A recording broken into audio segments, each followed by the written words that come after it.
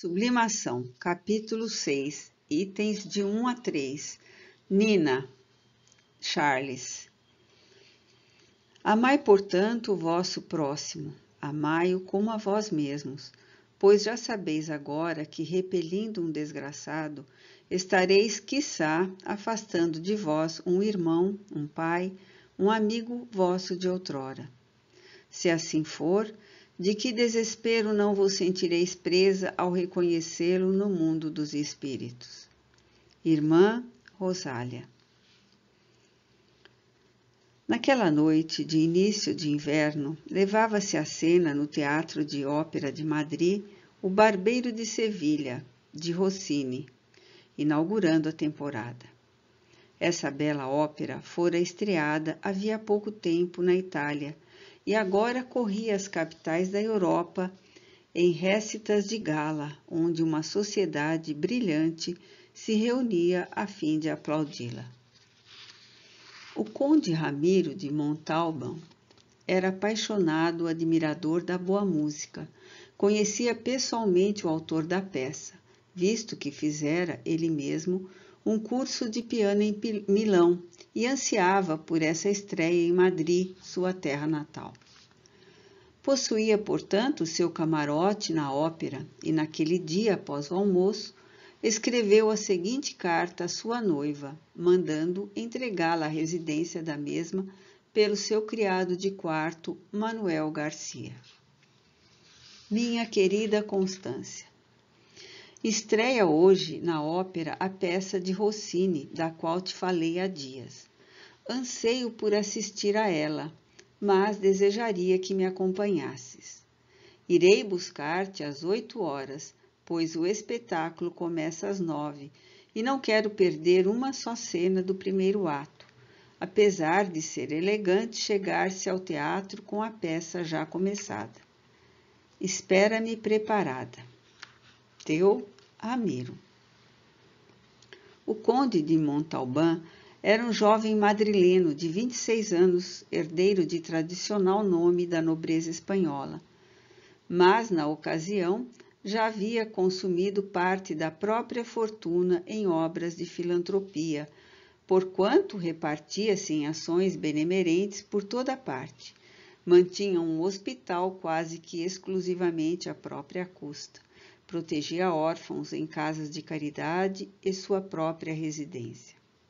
O Palácio Montalbán era como que um albergue de socorro aos necessitados, pois ocasiões havia em que os hóspedes que recebia eram mães sem domicílio, crianças doentes, jovens sem recursos, os quais eram por ele orientados e recuperados, além de estudantes e artistas pobres, carecedores de estímulo e auxílio. Todos sentavam-se com ele à sua mesa, ainda que outros convidados aristocratas, como ele próprio, estivessem presentes. Fundara, ademais, unido a amigos igualmente idealistas, a Associação Beneficente de Recuperação da Juventude. E então via-se o milagre de almas juvenis, já perdidas no vício, serem reerguidas para a vida honesta e aproveitável. Muitas dessas almas eram antes infelizes abandonadas e não perversas.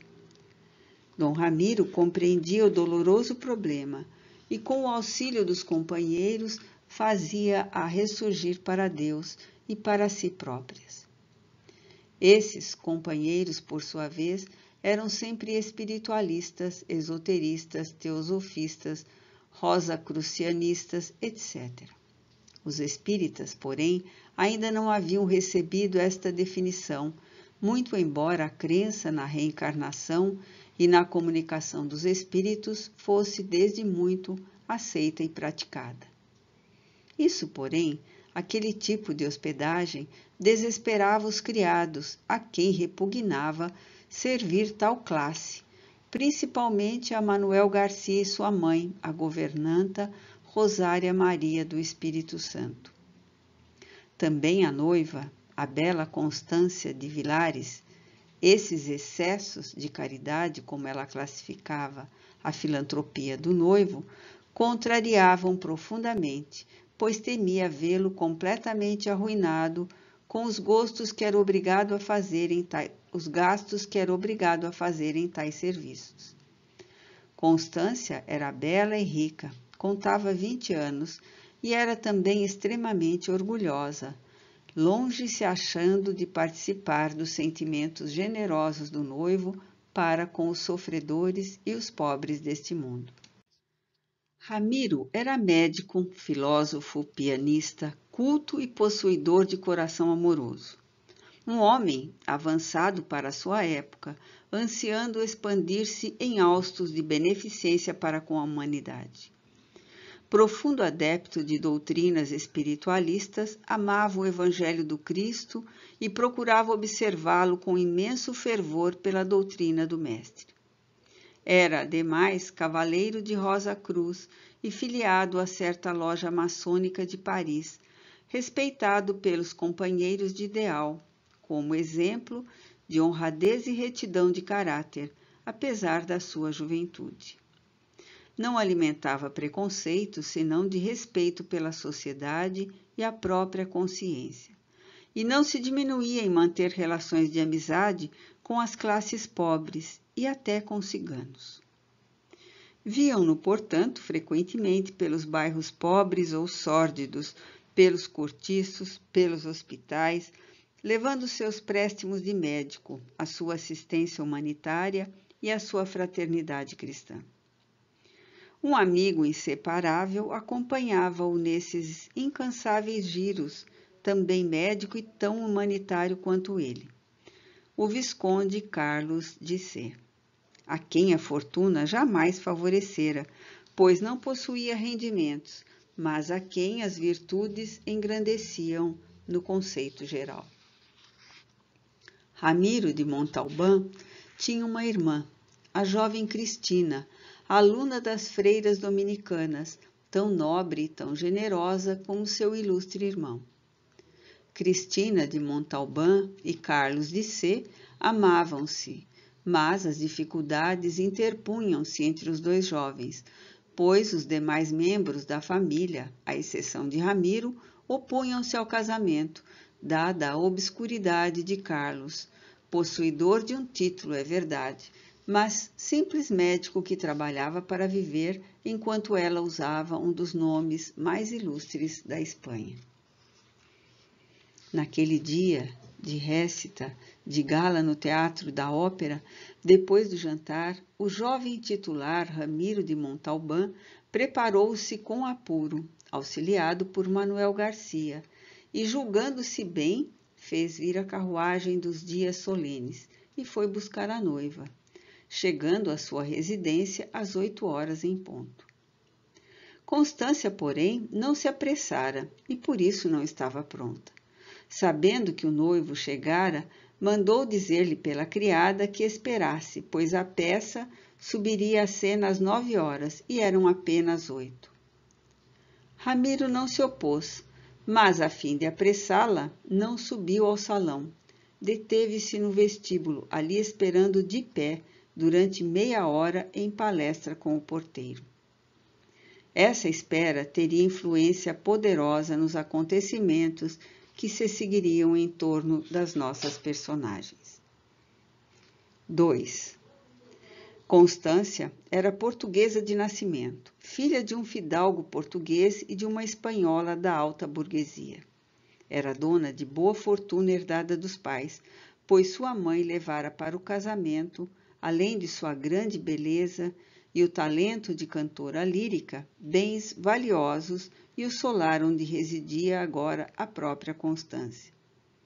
Além dessa fortuna, possuía também uma aprazível e próspera quinta nos arredores de Lisboa, onde nascera. Repartia o tempo, assim, entre as duas residências, de Portugal e da Espanha. Mas, uma vez tornando-se prometida do conde Ramiro, demorava-se agora em Madrid, afeiçoada à convivência do mesmo. Era órfã, visto que a mãe morrera cedo, e fora criada pelos avós e por uma governanta, a qual a amava com desvelos maternais, e essa governanta outra não era senão a mesma Rosária Maria do Espírito Santo, agora governanta da residência de Ramiro. A tal se decidira porque, excessivamente ciumenta, ciosa de todos os momentos e pensamentos daquele a quem desposaria, Constância convencera Ramiro da necessidade de uma boa direção em sua casa, visto que ele vivia só e recebia frequentemente grupos de estranhos e deseducados como hóspedes. Rosária manteria ali o respeito e a disciplina, enquanto zelaria pelas despensas, evitando o desperdício, guardando ainda os objetos de arte e a conduta dos demais criados e dos mesmos hóspedes. Manuel, seu filho, a auxiliaria, pois eram ambos da inteira confiança da família Vilares. Porquanto, se Rosária fora a ama de Constância, Manuel fora o seu colasso e ao seu lado crescera sob o teto da velha mansão de Lisboa. Ramiro compreendeu que a noiva tinha razão e sua visão fora muito acertada, tentando ajudá-lo, pois sua casa necessitava mesmo de uma direção fiel e amiga, e aqueceu plenamente. Constância, portanto, a partir da instalação de Rosária na mansão, que em breve seria também sua, era posta a par de tudo que ali se passava, até mesmo da correspondência de Ramiro, a qual era lida por Manuel, às ocultas e narrada a Constância fielmente, quando não era possível levá-la para ela própria, Constância a examinasse. A data do casamento estava marcada para a primavera, pois Ramiro desejara refazer as pinturas do seu solar antes das bodas. Meia hora depois de sua chegada ao solar dos Vilares, Ramiro de Montalbán tomou a carruagem com a noiva e partiu para a ópera. Iam sós, o que não era usual nem muito recomendável para uma senhorita da época. Marchavam normalmente os 4 cavalos da carruagem quando de súbito estacaram. O cocheiro voltou-se e esclareceu. Senhor Conde, impossível passar pela praça. Fizeram escavações, amontões de terra e pedras em um valado por aqui. Como fazer então? Por onde seguir para atingirmos o teatro? Teremos de voltar, senhor, subir a pequena ladeira dos Pilares e passar pela rua de cima, a Rua dos Ciganos, e sairemos na Avenida Novo Mundo. Oh, é uma rua pouco recomendável, a dos ciganos, dizem que, interveio Constância. Não importa, Felício, prossegue. Devo chegar ao teatro antes da abertura. Felício fez voltar os cavalos e a carruagem, não sem certa dificuldade, tomou o pequeno declive à esquerda e continuou em marcha normal, a um veículo pesado por uma rua estreita, escura e maltratada. Subitamente, porém, os cavalos estacaram pela segunda vez e vozes de uma pequena multidão que aplaudia alguma coisa fizeram-se ouvir seguidas de palmas e pedidos. Outra vez, mais um número, mais um, pagaremos bem, queremos ver Nina dançar. Nina, Nina, Nina. Que mais temos agora, Felício? Outra escavação? Indagou o conde. Não, meu senhor, não há escavação aqui. Estamos diante do albergue Boa Estrela. Há um tablado à frente do prédio, iluminado por lanternas, e Nina dança na rua para atrair a freguesia para dentro. A função inicia-se às 20h30 diariamente. Acaba de começar e irá pela noite adentro ou até de madrugada. Quem é Nina? Perguntou a um só tempo o casal de noivos.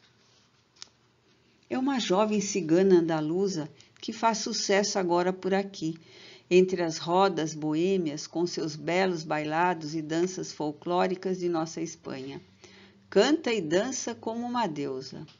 Olhai, senhor, lá está ela começando a bailar novamente enquanto os violinos ciganos reiniciam a música. A multidão afastou-se, dando passagem ao veículo, reconhecendo na carruagem o brasão de Dom Ramiro de Montalbán, humanitário médico estimado e respeitado como amigo e protetor das classes pobres. Mas este, curioso de ver o que se passava na rua, ordenou: "Para, Felício."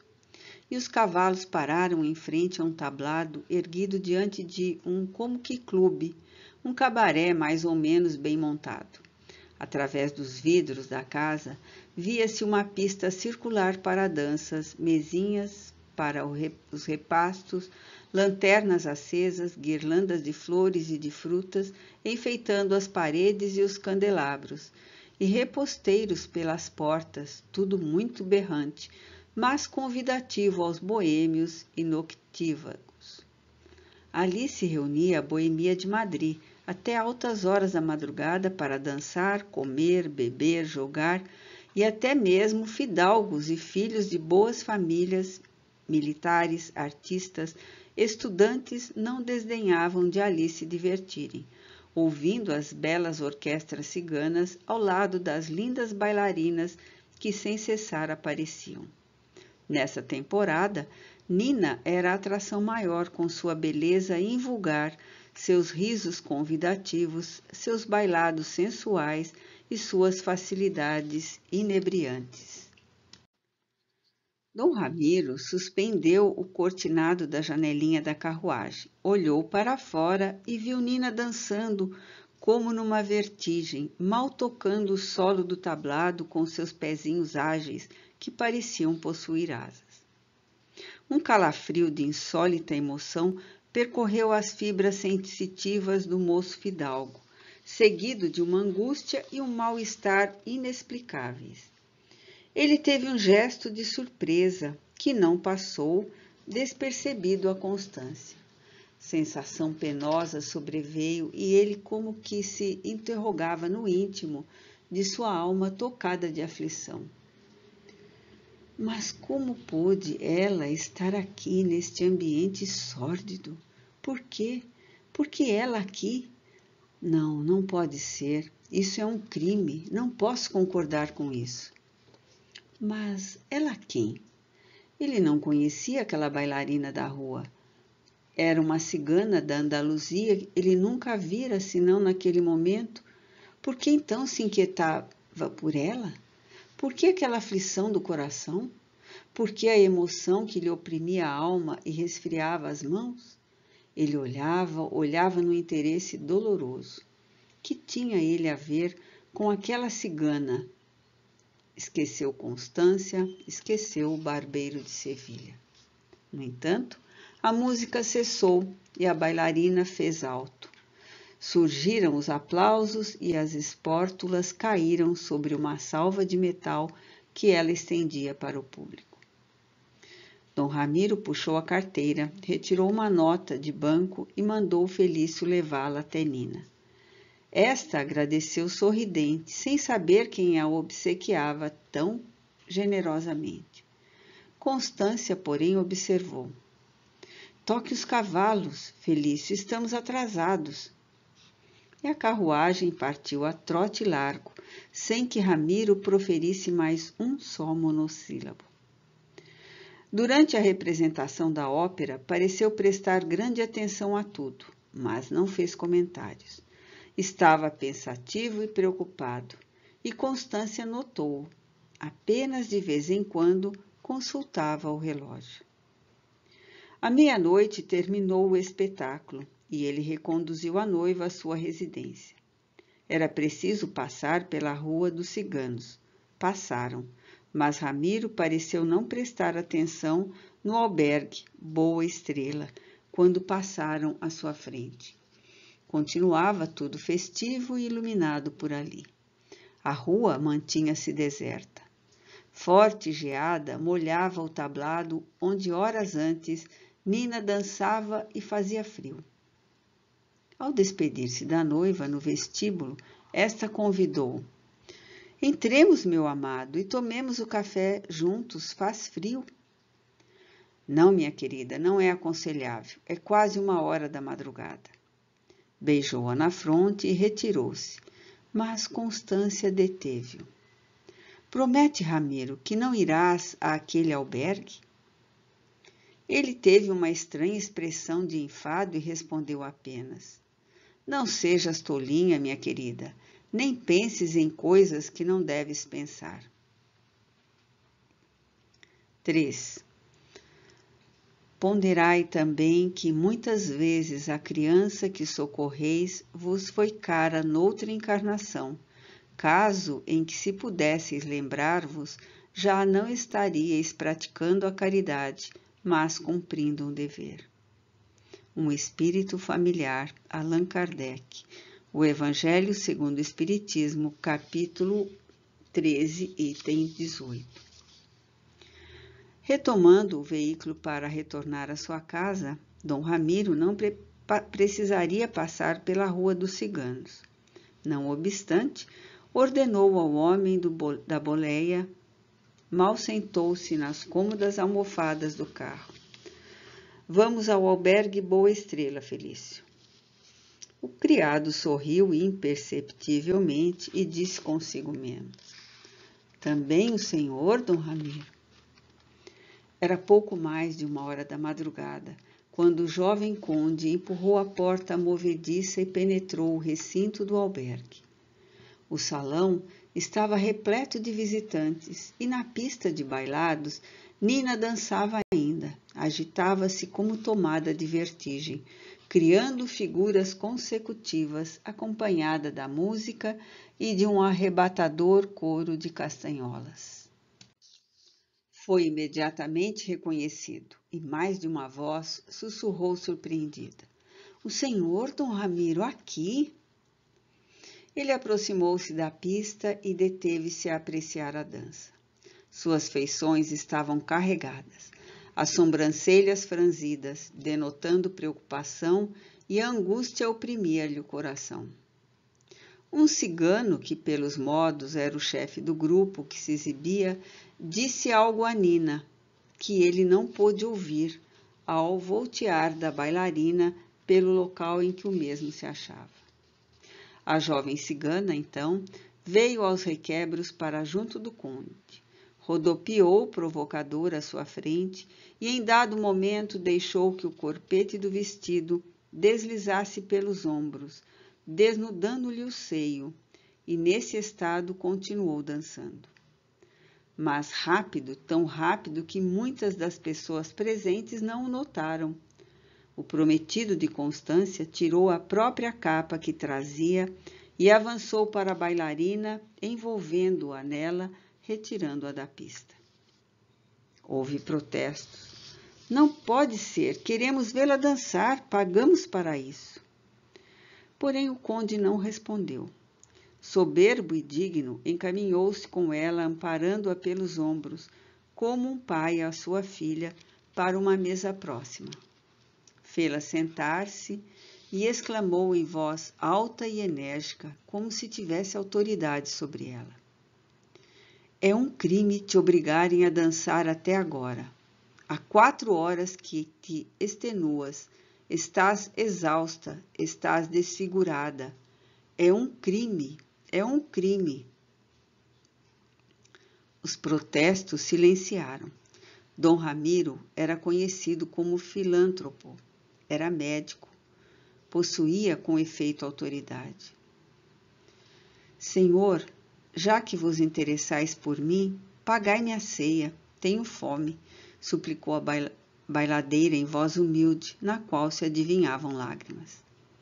Ramiro fez vir a ceia e sentou-se à frente dela, sem contudo participar da refeição. Pegou, porém, das mãos dela, como que auscultando-as, tocou-lhe a fronte e verificou que a infeliz tinha febre. O chefe dos ciganos, Micaelos, apresentou-se. Perdão, meu fidalgo, mas a minha bailarina deve voltar à pista. Não posso dispensá-la. O público reclama. Meu prejuízo será grande. Compreendendo que o cigano queria explorá-lo, mas não desejando escândalo, interrogou: Quanto queres para deixá-la em paz? Micaelos fez uma vênia cínica, sorriu e respondeu: À sua vontade, meu fidalgo. Ramiro então atirou-lhe uma pequena bolsa cheia de moedas, enquanto perguntou a Nina, que se sentia tímida e como envergonhada, e o cigano se retirava. Quem é este homem? É meu amigo, senhor. Sou escrava dele. Ele explora os meus serviços, vende-me a outros homens, como agora o fez. O dinheiro que ganho é todo dele. Bate-me e o pouco que me dá mal chega para não morrer de fome. Quero libertar-me dele. Mas como? Sim, estou doente, senhor, mas não me posso tratar. O prometido de Constância ouvia constrangido os olhos fitos na interlocutora que ceava com apetite. Queres libertar-te dele, disseste? Sim, meu senhor, mas não sei como fazer. Não gosta da tua profissão? Meu fidalgo, sou desgraçada demais para poder gostar disto. Vivo no inferno, senhor. Não conservo esperanças de me libertar dele. Quisera poder viver honestamente, tranquila. A dança atrai-me, mas ultimamente cansa-me muito. Eu te libertarei de tudo isso. Como te chamas? Eponina Vidigal. Então não é cigana. Não, senhor, passo por cigana porque assim convém a Micaelos. E teus pais, tua família? Morreram. Meu pai era saltimbanco, era um grande artista do trapézio e do hipismo do picadeiro, e também bailarino. Foi ele que me ensinou a dançar. Minha mãe morreu quando eu tinha 3 anos. Quando completei os 17 anos, meu pai morreu. A companhia prosseguiu, mas um fidalgo desgraçou-me, e minha madrasta lançou-me fora porque eu ia ser mãe. E teu filho? Morreu com 1 ano por falta de tratamento. Um comerciante judeu que me amava e se compadecia de mim socorreu-me. Deu-me um quarto para morar nos fundos da sua loja. Mas um seu cunhado matou-o, atirando-lhe um pedaço de ferro na cabeça, num dia em que ele espancava a mulher por minha causa, pois ela me ofendera muito. Ela tinha ciúmes e me maltratara, e fui novamente posta fora. Todos me põem fora. Meu filho nasceu em casa dele, mas então ficamos na miséria. Foi então que Micaelos apareceu. Eu sou judia de Andaluzia, senhor, não cigana, mas os meus irmãos de raça desprezam-me porque envergonho nossa tradição. Que idade tens, minha filha? Tenho 20 anos, senhor. Eu os completarei de hoje a 2 meses. As lágrimas corriam lentas por suas faces, enquanto ela ceava e falava. Dom Ramiro perguntou ainda. Onde moras? Num cortiço do bairro Cigano. Não é longe daqui. Nina terminou a ceia. Ele pagou a despesa. Em seguida, levantou-se e ajudou a levantar-se, pois ela estava exausta, quando disse: Vamos para a tua casa, eu te levarei. Precisa descansar. Saiu amparando-a pelos ombros, comovido por suas desgraças, nas quais acreditou sinceramente. Os circunstantes não o notaram. Tais acontecimentos eram comuns ali e outras bailarinas exibiam-se, deleitando o público. Fazia frio. Nina continuava envolvida na ampla e perfumada capa do seu protetor filantropo. Tomaram a carruagem que estacionava à frente do albergue e partiram para o bairro Cigano. Após cerca de 20 minutos de marcha, pararam à indicação da bailarina, em frente a um grande portão ladeado de muros sólidos, numa rua escura e maltratada. Felício teve medo e reclamou. Senhor Conde, isso aqui é perigoso, pode ser assaltado.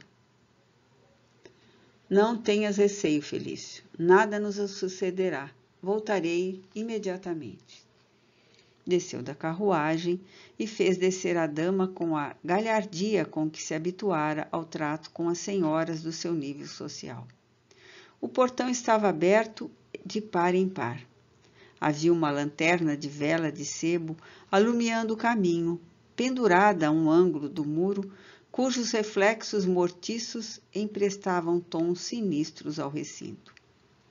Desceram um suave declive, e logo Ramiro encontrou uma pracinha rodeada de casas toscas, velhas, compostas de uma saleta e uma cozinha, e uma escada e um quarto no andar superior.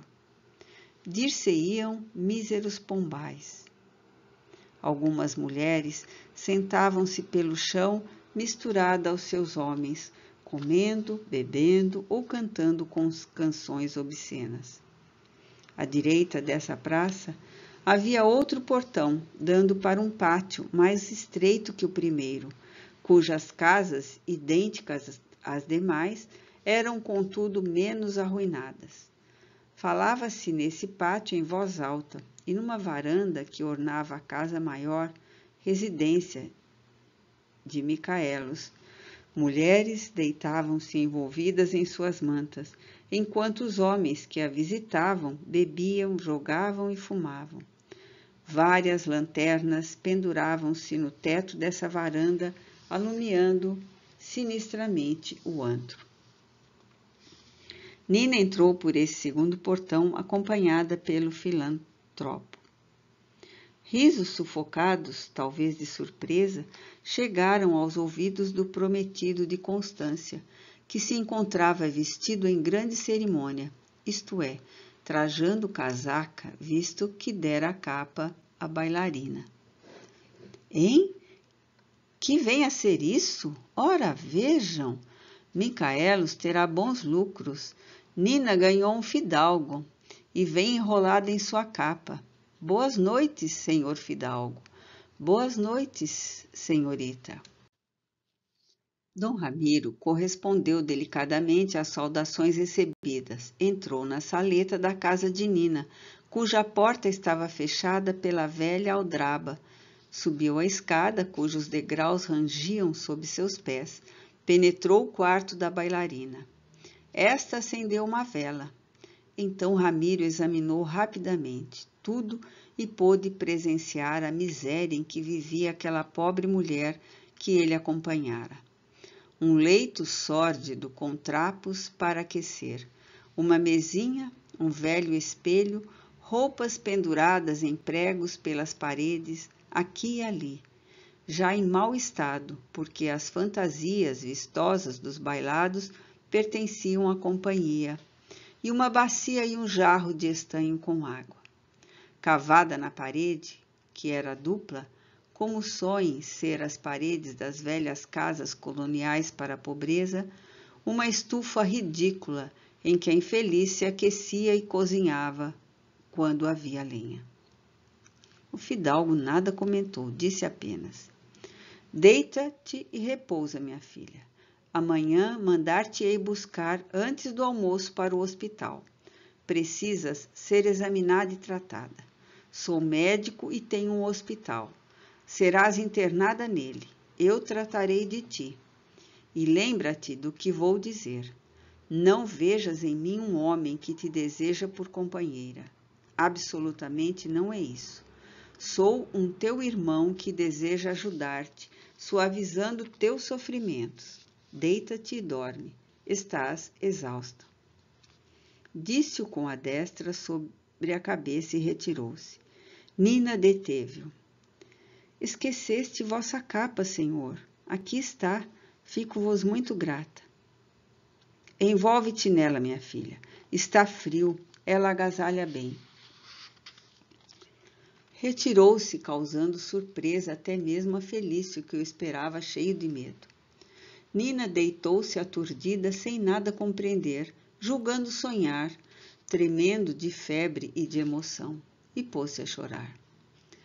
Quando Dom Ramiro de Montalbán chegou ao seu solar, eram 3 horas da madrugada.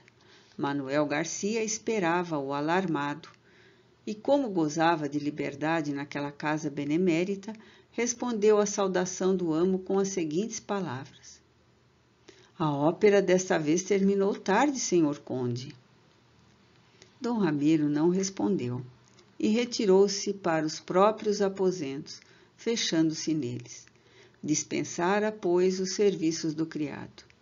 Depois, despindo a casaca e o colarinho, pôs-se a passear pelo quarto, indo e vindo sobre os tapetes, preocupado, o senho carregado. Em seu coração, porém, havia esta interrogação: meu Deus, deve ser ela sim, deve ser a minha pobre irmã do passado. Que hei de fazer, meu Deus? Como socorrê-la? Como?